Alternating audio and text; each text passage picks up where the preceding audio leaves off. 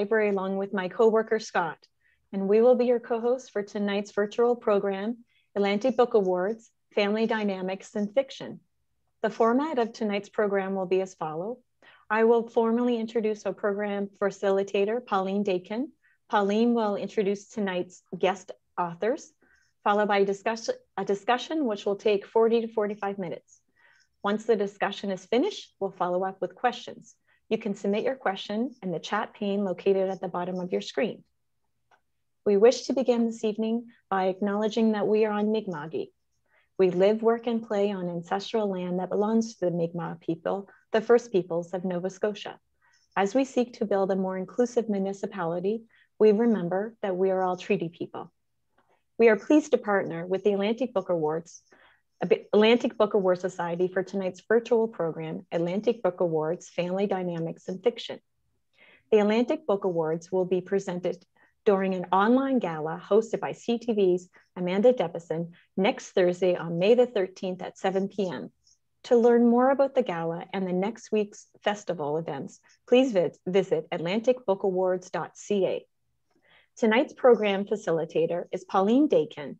Pauline is the best-selling author of Run, Hide, Repeat, a memoir of fugitive childhood, which won the prestigious 2018 Edna Stabler Prize for Creative Nonfiction and was named one of the best 100 books of 2017 by the Globe and Mail.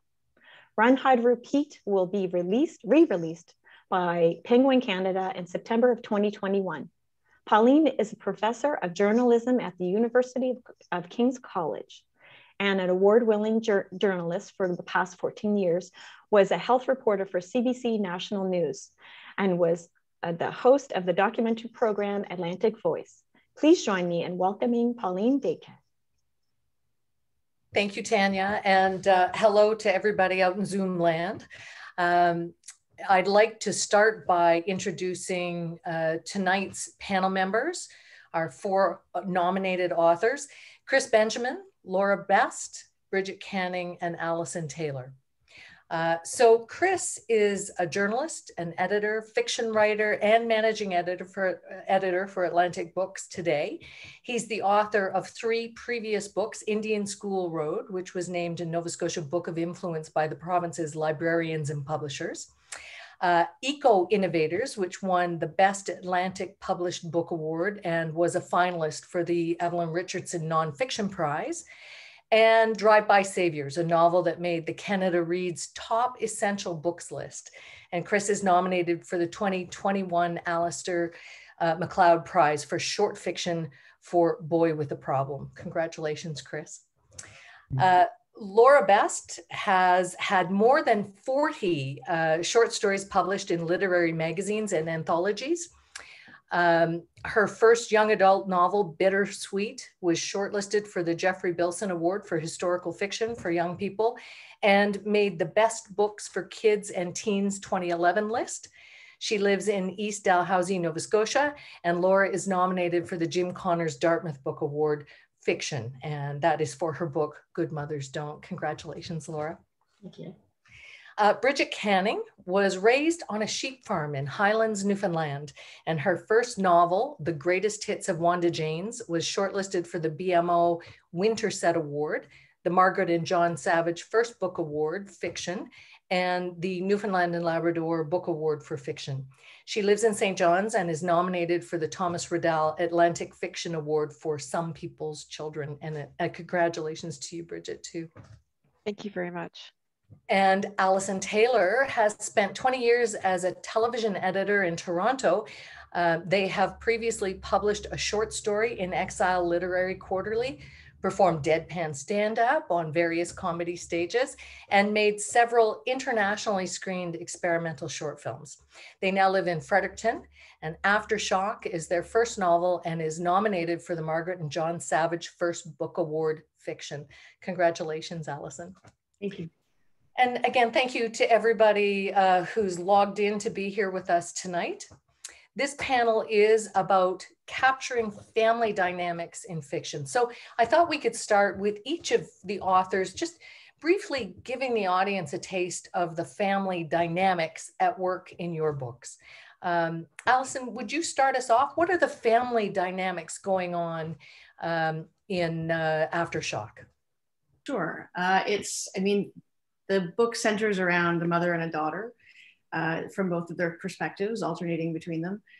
And it's a fairly dysfunctional relationship. There's also a father who's estranged and lives in New Zealand, which is where the daughter is. So it's, I set it up to be between the mother and the daughter, but they're actually only in the same room in the first chapter and the last chapter or two. So it's, there's a trauma in their past that they're trying to work through separately, but in the end, they'll need to kind of come together to deal with it in a nutshell. Good nutshell, thank you. Bridget, can you talk a little bit about that? Sorry, about the family dynamics in my book? What are the family dynamics at work in your novel? Certainly. So Some People's Children is basically a coming of age story that takes place in the late 80s and the early 90s in rural Newfoundland. And it centers around Imogene Tubbs. And Imogene is raised by her grandmother. Her mother had her when she was quite young. And when the novel starts, Imogene realizes that what she's been told about her father, who she's never met, is not what anyone really believes. So she's been told he was kind of this, young fisherman that her mother had a fling with, even though it was she was still too young to consent, but it was the 70s and things like that. And there's a big tale about her mother telling this young man that she was older than what she was. But what Imogene realizes is that no one really believes this, and people actually think her father is the sketchy bootlegger who lives down the road. So the family dynamics really center around the fact that Imogene only sees her mother sporadically. Her mother lives in Ontario with her boyfriend, and there's always seems to be an excuse or a reason for why her mother is not really like a more consistent part of her life. And then also the dynamics basically between her and her grandmother, and who's kind of a bit of a force. And of course, the extended family that is in her rural community, and the way everyone kind of knows each other but doesn't really know each other. Okay, that's great. Thank you. You're welcome. Laura, family dynamics in your book are quite interesting. Right. Well, With Good Mothers Don't, it's set in rural Nova Scotia, and the family in the book is dealing with a mother who is struggling with mental illness. And so it really has, it's really affected every family member. Right, directly. A lot of the book is between the daughter Jewel and the mother Elizabeth. So there was just so like I said, so much of the book was more about them, but yet I wanted to actually show the other effects of the mental illness on the other family members, and yeah, so and then we see Elizabeth again and the whole family 15 years later as they're trying to struggle and find their way back to one another too. Yeah. Great, thank you, Laura. And I should mention that Chris, your book is actually a collection of short stories. Can you pick out one or two where family dynamics are at the heart of the story? Yeah, it's quite a range of different family dynamics. And I think rather than pick up one or two, I'll just say that the stories tend to focus on the strains, and some of the relationships are quite loving, others are all the way to the other end of the spectrum of abusive. But I focus on the strains involved, no matter where you fit on that spectrum. Whether it's a close, loving relationship, they can still be very strained, and every little thing from one's life comes into play when it comes to family, and families never forget, right? So it tends to focus on those moments, and then the stuff that falls through the cracks and is kind of forgotten about on the surface, but the internal self never fully forgets or forgives or lets it go. So my stories tend to focus on those struggles between family members, to get along and to really connect with one another the way they wish they could. Mm-hmm. Thanks, Chris. You know, this might seem a little bit obvious, at least on the surface, but I wonder if each of you could just talk for a minute about why it is so common, but also so important to be writing about family dynamics. This time, maybe we could start with you, Bridget. Well, I think it's like anything else. I mean, why do you write? I think the purpose of writing is to create empathy. And I think it's important for readers to see a broad range of types of family. I think that we are kind of, you know, you hear a lot about like, you know, the right types of family or things like that, or like, you know, the traditional looking families, which is really just a minority of, you know, the wide range of types of families out there. So I think it's very important to, whenever you're developing your characters, to think about where they come from and who influences them. Alison, what would you say about that? My mic, yeah, I would agree with that. I think I said this one in our pre-meeting. We all come from some form of family, whether it's scattered or together, and it's even if it's a family we've never met, it's the bedrock of our forming as individuals. And I think it's almost, for me anyway, I don't know, for me it's pretty much impossible to imagine a character without conceiving of how they were formed and where they came from, and what that family may have looked like, and what those relationships have done to them in an enduring way, which doesn't make it sound super positive, but yeah, that's so be it. Family is about resilience. Yeah, exactly. Yeah, yeah. Laura. Well, I mean, we all, you know, like they said, they all come from families. And I think it's within those families, and as we're growing up, that we develop into the people that we are. And, you know, those are the things that kind of stay with us. And I think everybody can relate to, you know, everybody has a family. And I often think about that family are the ones who may annoy you, and you maybe you feel like you hate sometimes, but they're also the ones you turn to when times are tough. Yeah. Mm-hmm. Yeah, Chris, why would you think it is important to sort of be thinking about and writing about family relationships? When you asked that, I started thinking about what they say in Cape Breton when you meet someone new sometimes. Who's your father? Who's your father? So, you know, it's like, it's how we identify people. And I know that question's also partially means, do you really belong here? But it's also about connecting people and figuring out who they are, where they come from, and how they identify, I guess, and with what people they identify. So our families really shape us in a major way. So I don't think I set out to write about families, but I tend to lean toward writing about dysfunctional people, I guess. And when I write about that, I start thinking about where they come from and who their fathers are, who their mothers are, who their brothers and sisters and cousins are, and who have been their supports, and where have they gone wrong and right. And it's just such an obvious, huge part of who we are. So. Mm-hmm. Yeah, even if it's not front and center as a topic, a family relationship is always part of the backstory, right? Mm-hmm. Yeah. So, you know, we all bring our own kind of lived experience when we're writing about anything, and that includes family relationships. I'm wondering, how does that either help you or hinder you when you go about creating family dynamics within the context of a novel? Laura, can you start that one? Oh gosh, I think for me, I always had the idea that, you know, when I was writing, that I would write about the people that I know, which I, you know, grew up in rural Nova Scotia, and it's what shaped me. And so that's been kind of important to me.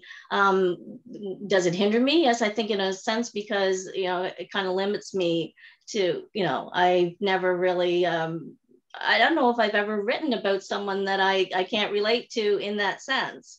But that said, I'm fine with that because you know, there may come a time down the road where I'm going to, you know, have a story set, you know, in a big city of Toronto or something like that. But for now, I think I want to, it's important for me to put these things into fiction so that people kind of can understand what the rural, you know, what rural people and families are like. Mm-hmm. So. Mm-hmm. Yeah. Bridget, would you say that, you know, your own family experience helps you create this as a writer, or does it get in the way? That's a good question. In my book, as I said, the protagonist is raised by her grandmother, and that wasn't my experience, but I know many, many people who did have that type of upbringing. And I think, I mean, many times when I was writing it, you worry about doing that type, like you're going to do them a disservice, like you're going to misrepresent them somehow because that isn't the lived experience that you have. But I think, like my own family experience with that one, I think there are certain things I think that lent like for example the mother character. I felt like I kind of identified with her because she loses her father at a young age, and that's something that happened to me. So of course, so I think it's kind of one of these things that it's a precarious kind of line because you don't want to misrepresent anyone else's family, and you also don't want to kind of, you know, maybe feel like you're betraying your own family. But I think it just happens naturally that you do kind of take, you know, respond to and do take from different circumstances and what you observe around you that way. I think it's going to bleed in other way, somehow, whether you like it or not, really. Mm-hmm. Yeah, Chris, would you say, you know, we pull from our own experience, whether that's to the good or not? I definitely do, and I think it can be somewhat limiting. Interestingly, although I often write, find myself drifting into family dysfunction in fiction, that I actually grew up in a really loving and supportive family, so I'm very blessed that way. But you know, it's kind of, that's where I guess a bit of research comes in, and it's important. I find, especially with short fiction, I really use it to come to better understandings of people and a broad diversity of people, far beyond myself. So I think that's, and it's interesting. I mean, the way families are understood is, I think, pretty culturally determined. And I've lived in other countries like Indonesia and Ghana and Finland and St. Lucia, and they're all quite different in terms of how families look, how their dwellings look, and how they function together, how they relate to one another, what respect of elders looks like. So all that is kind of informs what I write about, as well as my own experience. But it's so natural, I think, for a writer to dive into a bit of their own history, and especially their own emotional history when writing. Even for one who comes from a family that was loving and supportive, there's definitely tension to be found in mind there. So that's what writers want, is tension, right? So so it is a gold mine, and it's then you don't want to be perceived as just pretending that truth is fiction, and sometimes your own family members interpret it that way, and you don't want that. So you end up mixing and melding, but there are nuggets in all our histories, I'm sure, that are so hard to resist. Yeah, that creep in. Alison, what would you say about that? Do you find sort of your own experience to be helpful when you're trying to create these other worlds? Mostly, I would say. I mean, I think everything for me anyway, everything comes from somewhere, like there's always a kernel of something that I've lived or know someone who's lived in any character situation. I mean, I don't, it's pretty hard to invent something completely new. But someone told me once to write about what scares you. And for me, that's, writing about like kind of trying to mine my own history, my own family's history can be terrifying. And that's a lot of what I have spent energy trying to do is exploring my own empathy for people whose actions other people may not understand, and trying to kind of get into their heads and understand why certain things happened. So in that sense, I think that it helps, but it limits you because you know that they're going to read it eventually, and you don't want to be exposing your whole like family history to everybody. So there's a need to sort of fictionalize things that happened. And in that sense, I think it is both helpful and hindering. Mm-hmm. Yeah, Chris, you kind of referred to this. I mean, this idea that it is potentially a dangerous thing to write about family if people think they're identifying themselves. Do any of you ever have that experience where you've got family members saying, you based that character on me, didn't you? Yes, a couple of my novels, middle grade novels, have characters who are visually impaired from birth. Well, my mother was visually impaired from birth, but the character isn't my mother. I don't think my mother has ever thought it was her, because she's just so totally opposite. Like my mother was what would be described as a goody-goody in school. Well, the character is just, out getting into trouble and doing things like that. So I never even thought about it. I just knew at the time that I was writing it that I wanted to write a character, who was visually impaired, so that people could kind of get to know what that world was like. And so interesting enough, none of the family have ever said, oh, that's mom, because they can see when they read it that the character is nothing like her. Yeah. Anybody had the experience where somebody was pretty certain that a character was based on them? I have I have a sister who is not in the book at all. I mean, none of my family are actually in the book, but she sort of recognized elements, and I had to take quite some time to get her to understand that I may take little bits and pieces of people's struggle or one thing or another that they're dealing with, but in actuality, all of the characters are kind of different versions of me. None of them are really anybody else. Like, it's just, if I was this person and I did this, and then I was this person and I did this, how would I interact with myself, I guess. Yeah. And writing is always a great way to work out your stuff too, right? Yeah, I think probably everybody does that to some degree. There is this kind of fallacy about the so-called normal family, which I think for a lot of people is kind of a tyranny that we struggle to overcome. So many, or maybe even most of the novels or stories about family are about relationship dynamics that fall outside of that sort of loving, traditional, nuclear type of family that we all sort of learned about on primetime television. I wonder, why is that important to be hearing those stories outside what has been sort of conventionally presented as the norm? Does anybody want to jump in on that? Alison, your eyebrow raised. I saw that. I don't know if I could do it any other way. I didn't really ever experience conventional family, and I don't really know many people who did. I'm not even really sure what that means. So I don't really approach it as it being something that's important to write about. It's just kind of the reality that I think a lot of us have lived through. I don't really know what normal means, so I wouldn't ever try to write about it. I agree with Alison, because what is normal?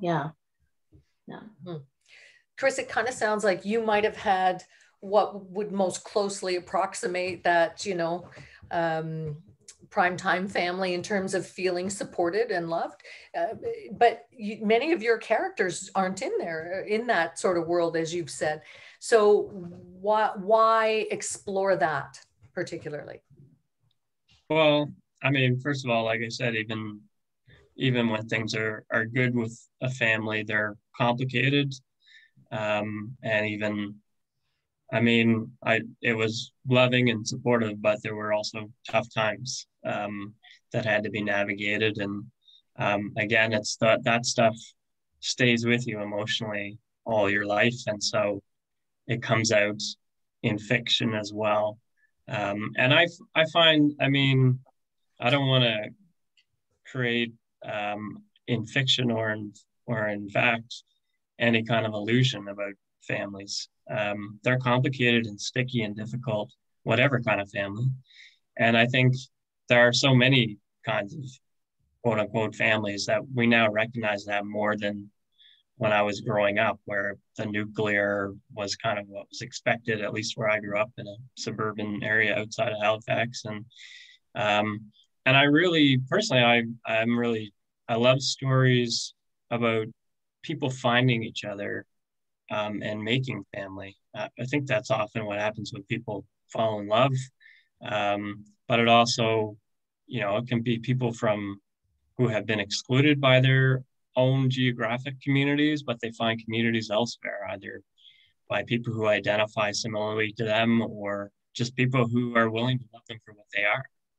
And I think those stories, they're quite beautiful and hopeful. And for those of us who grow up not feeling like they belong, it gives a sense that, well, you can belong.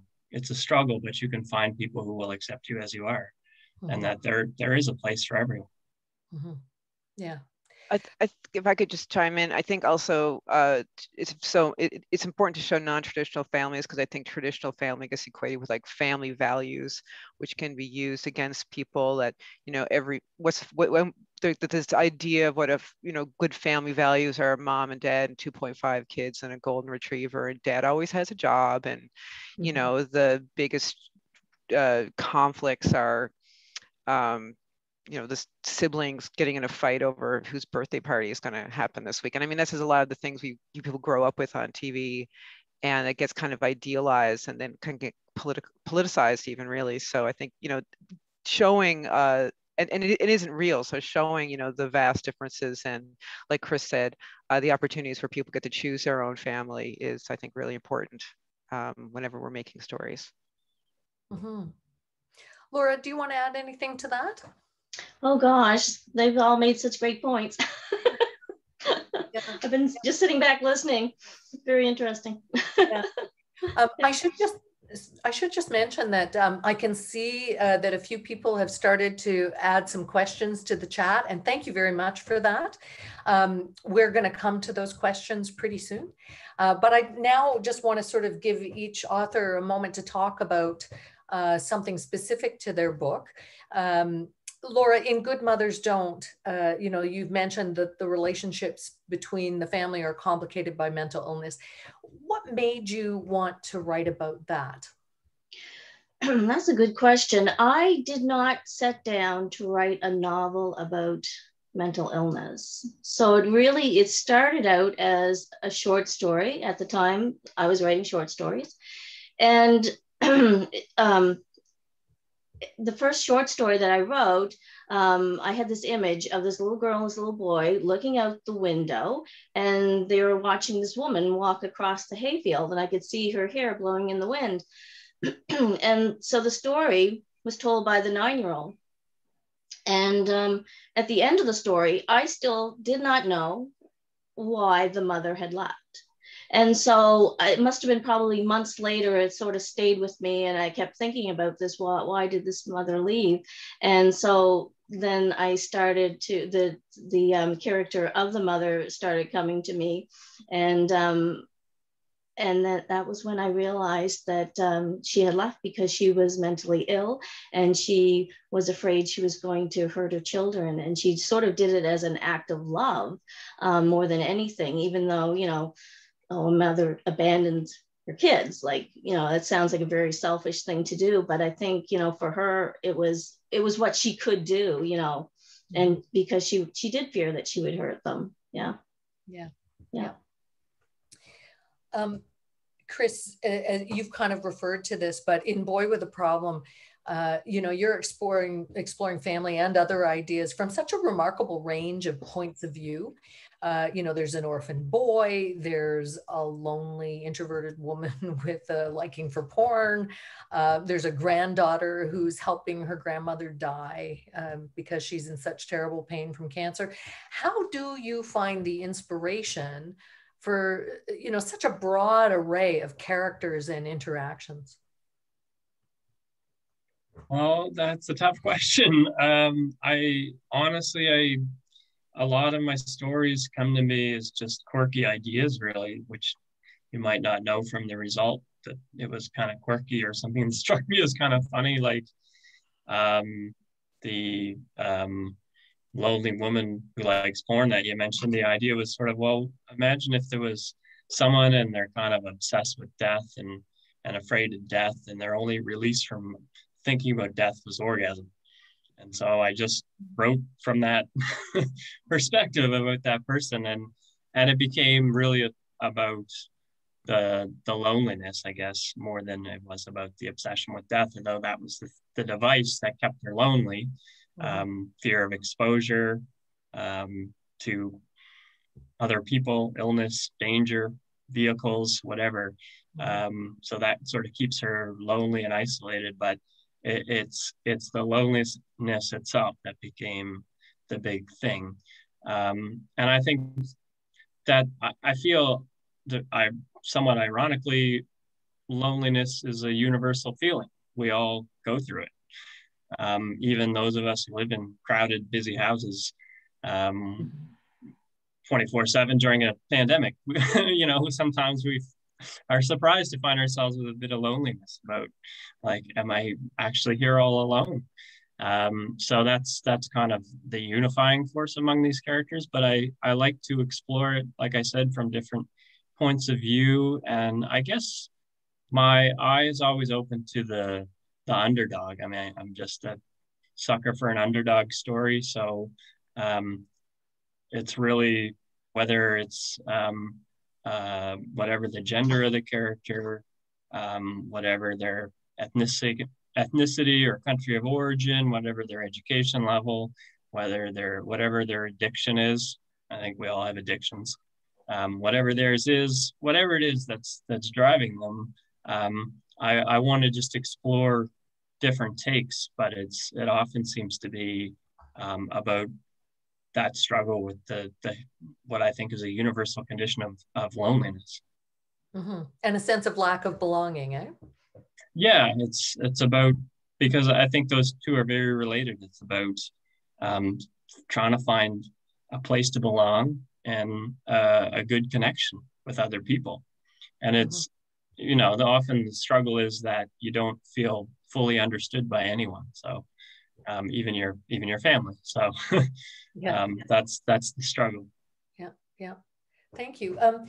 Bridget, you know, when there are secrets in families, it can have a big impact on relationships and dynamics and behaviors.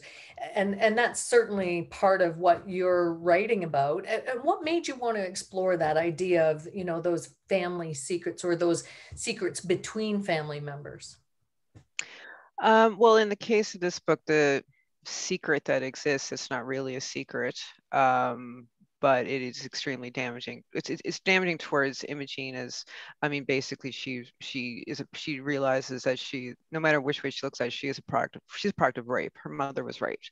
Either, you know, so it's kind of, depending on who her father is, it's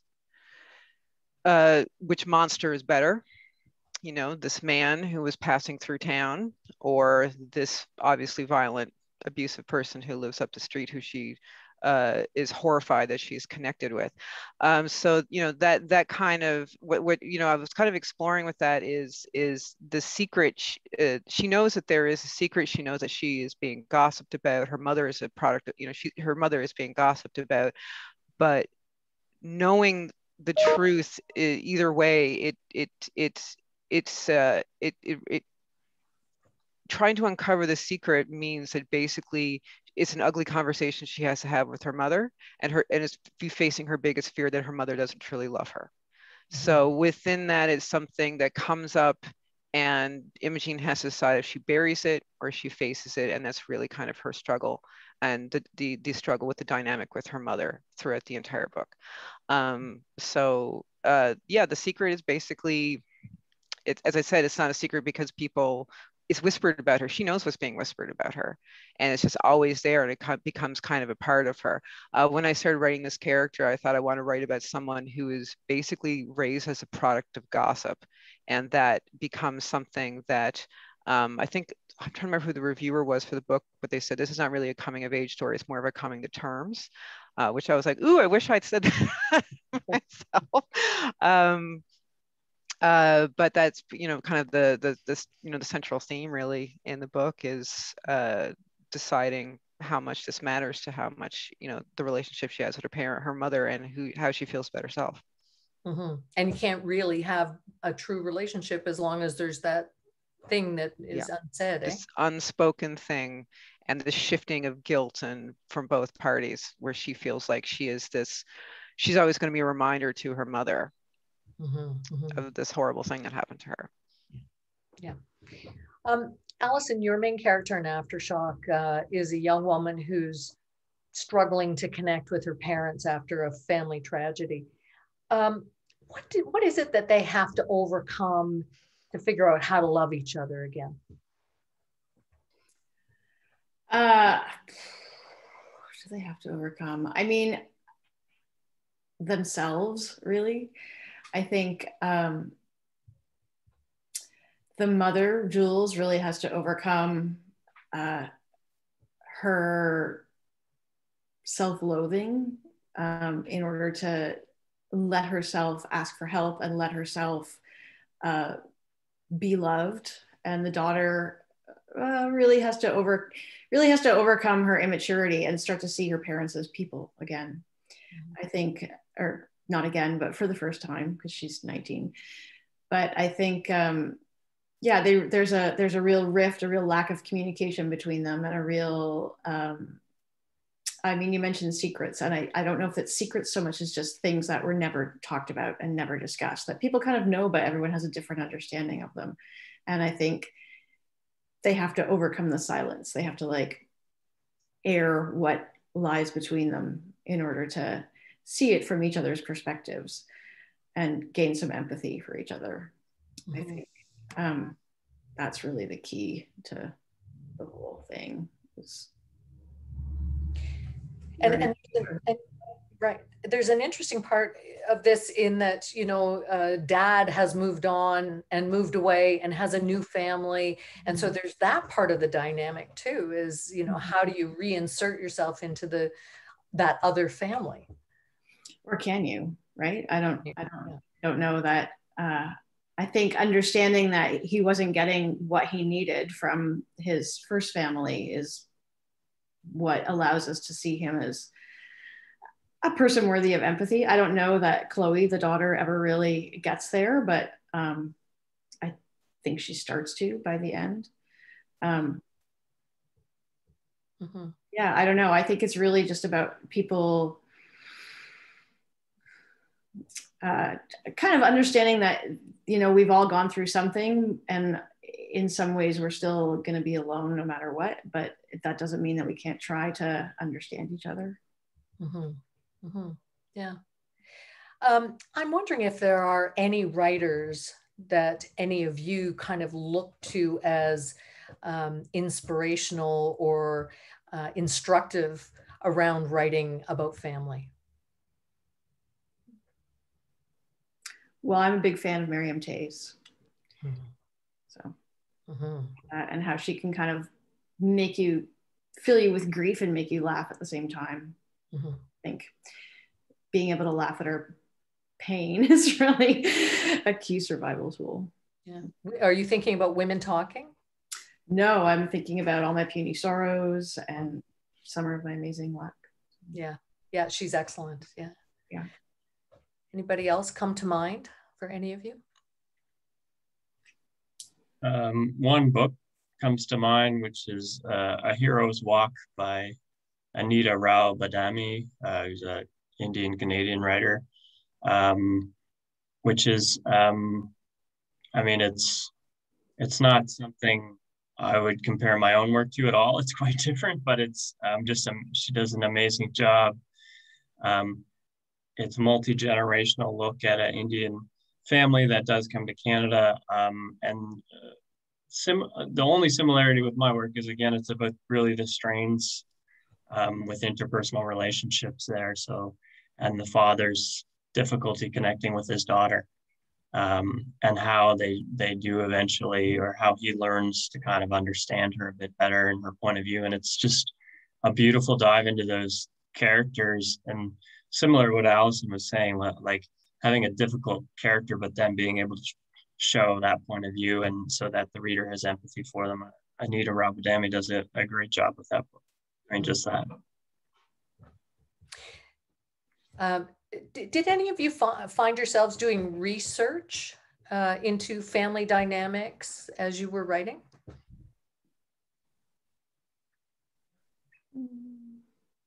Reading sociological papers? I did some research into people dealing with SIDS, with sudden infant death syndrome, and the sort of fallout from that. But other than that, not really.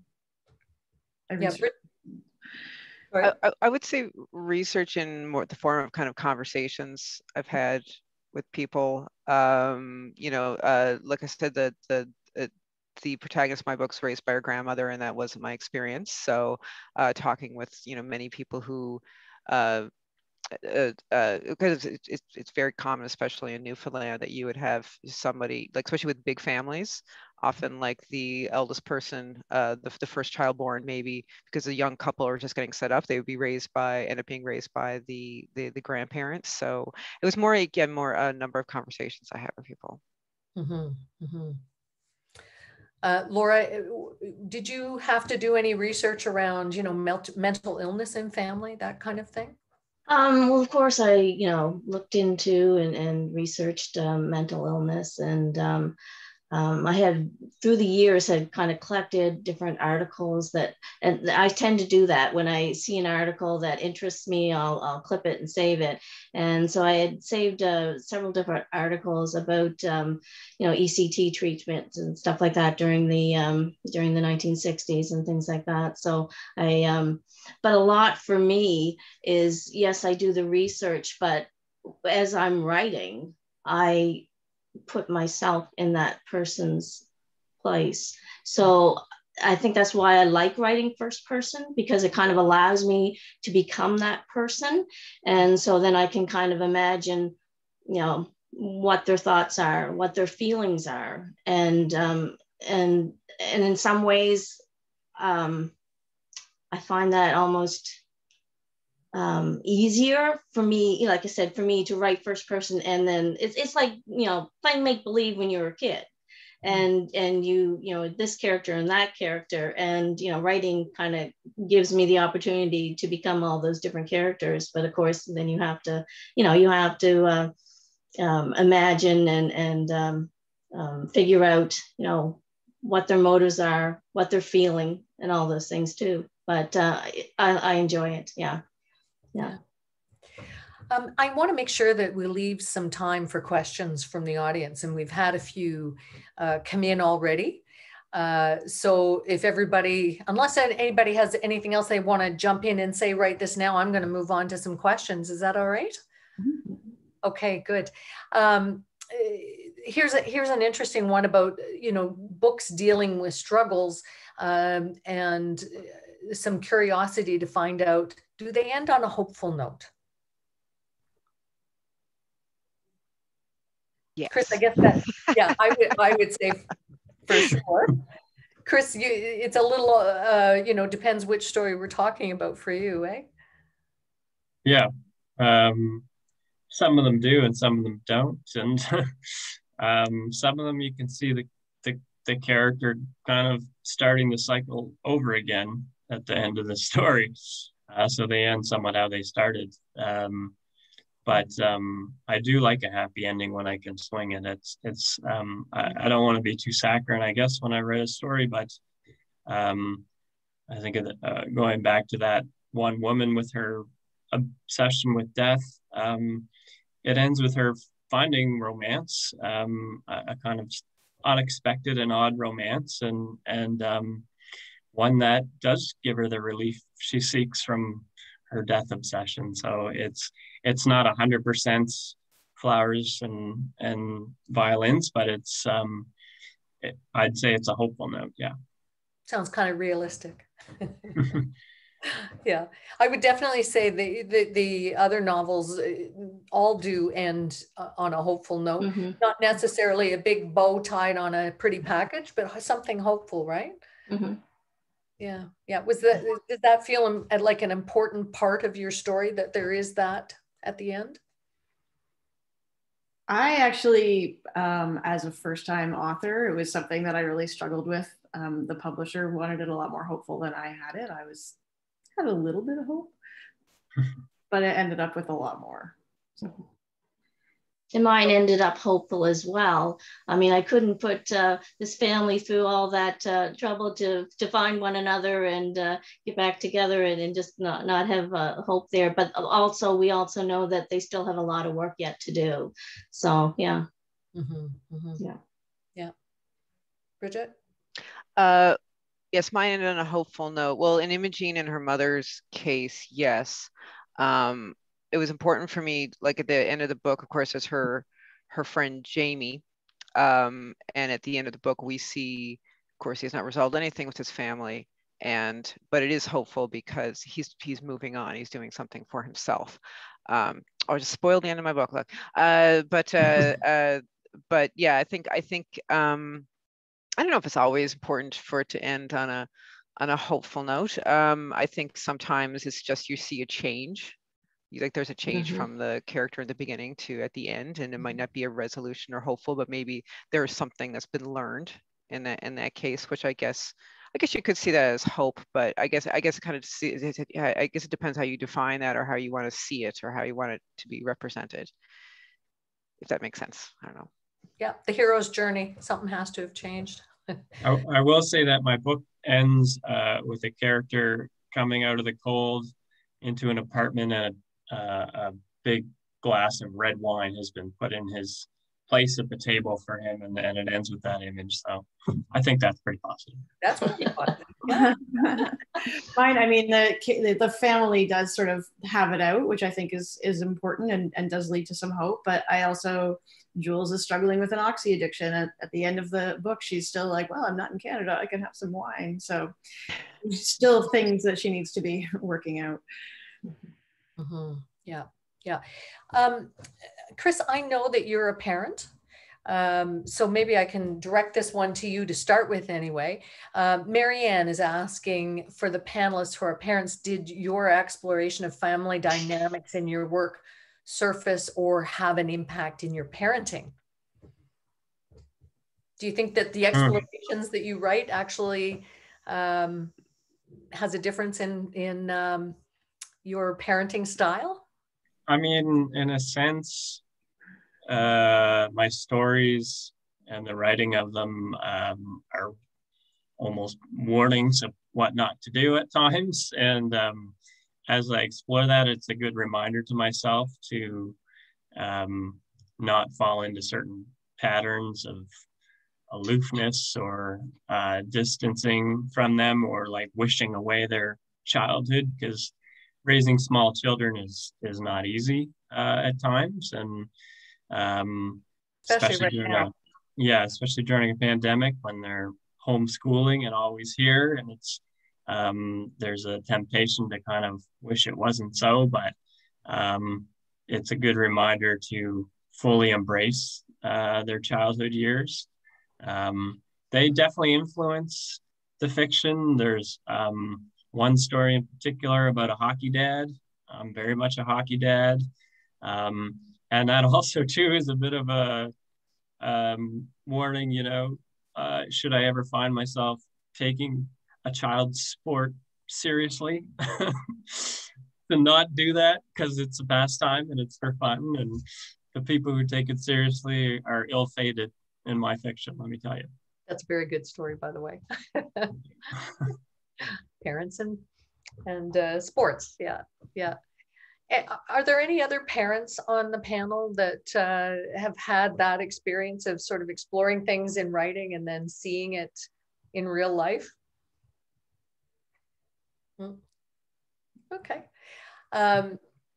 We have a question about what do you use as motivation and to help come up with a resolution? Endings are always hard, right? The resolution can be very hard. At least, you know, journalism students always tell me the worst part of every story is trying to figure out how to end it.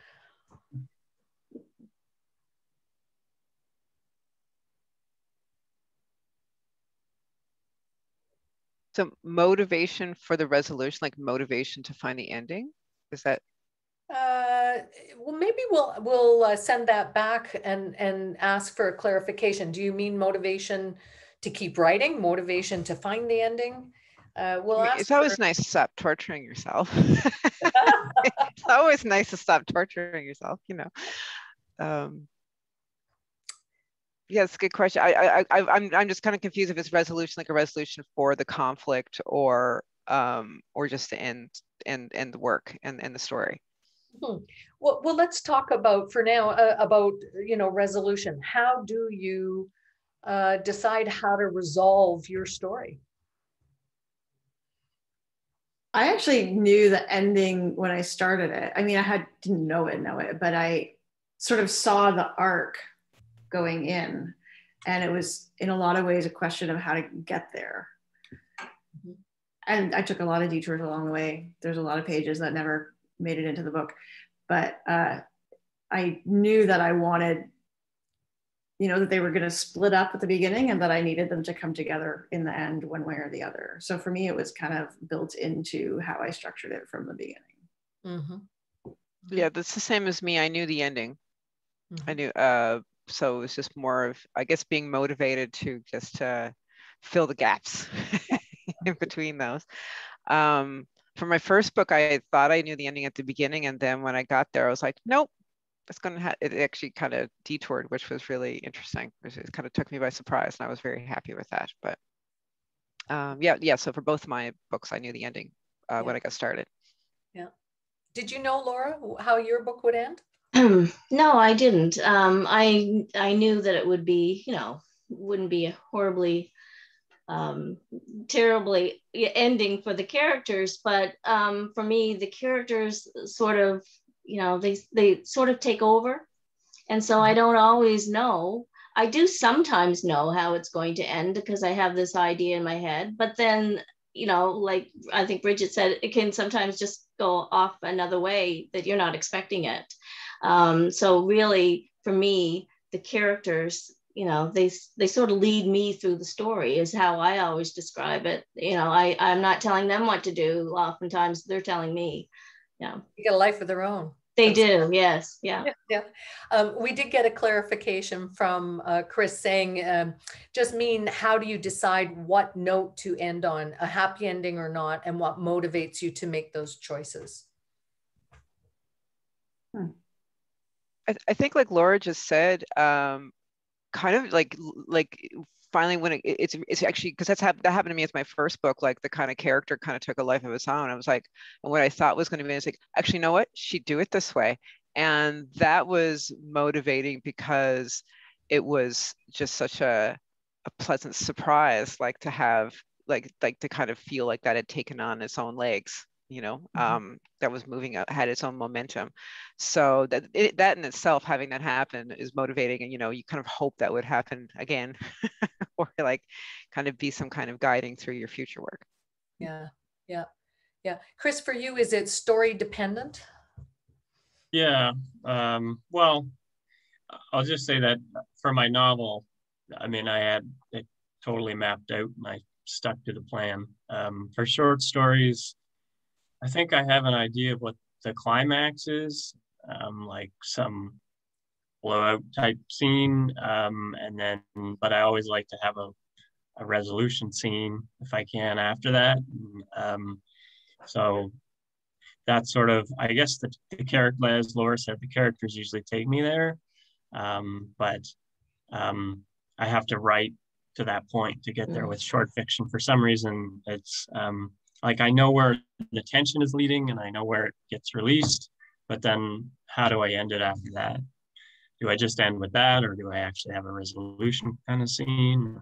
So, and I guess it's a bit by feel, you know, it's how I'm feeling with the characters.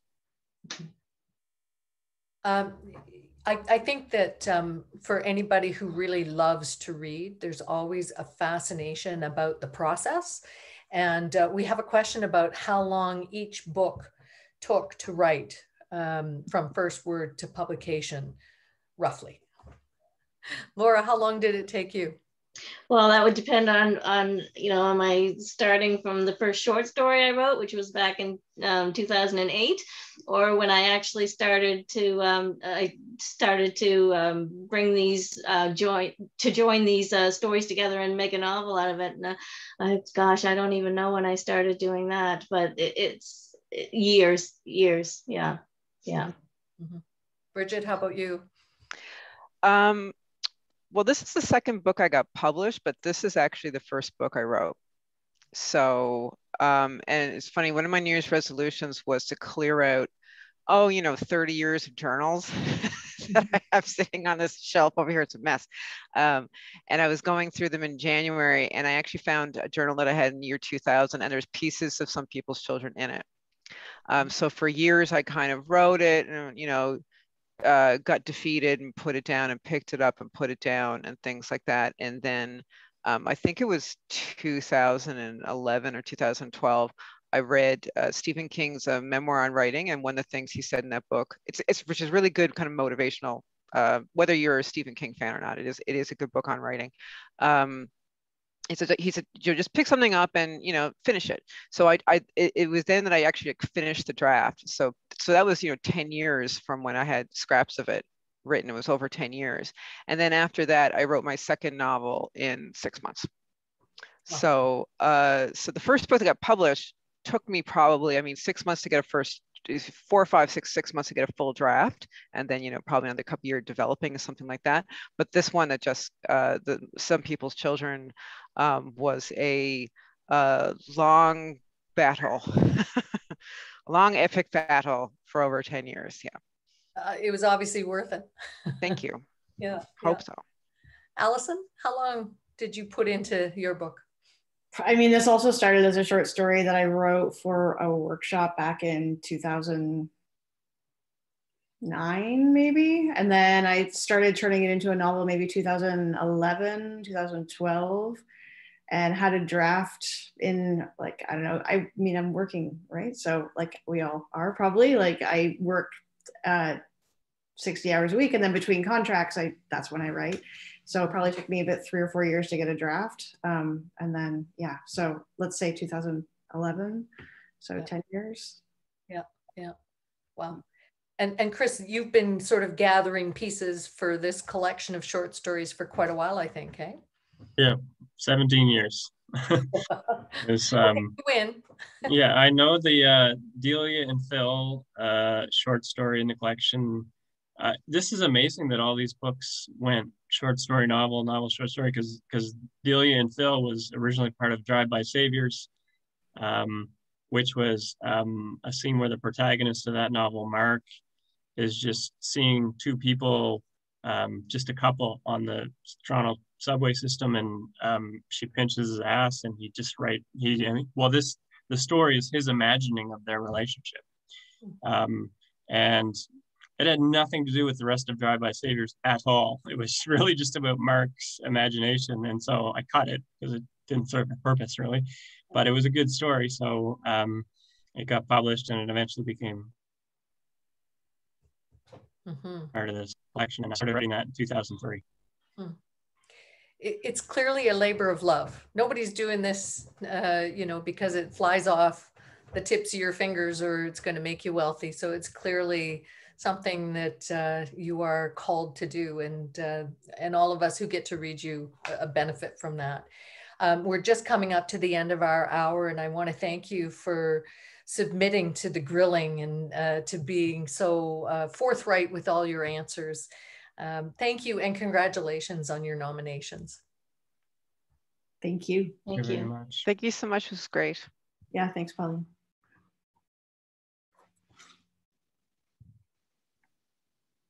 And I guess I'm turning it back over to you, Tim. Yes. Thank you, Pauline, for facilitating a wonderful program. Thank you to all of our guest authors, Chris Benjamin, Laura Best, Bridget Canning, and Alison Taylor for taking part in tonight's program. And to all of you at home, thank you for watching our program. Good evening and enjoy the rest of your night. Thanks. Bye, everyone. Bye-bye. Bye. Great to meet you here.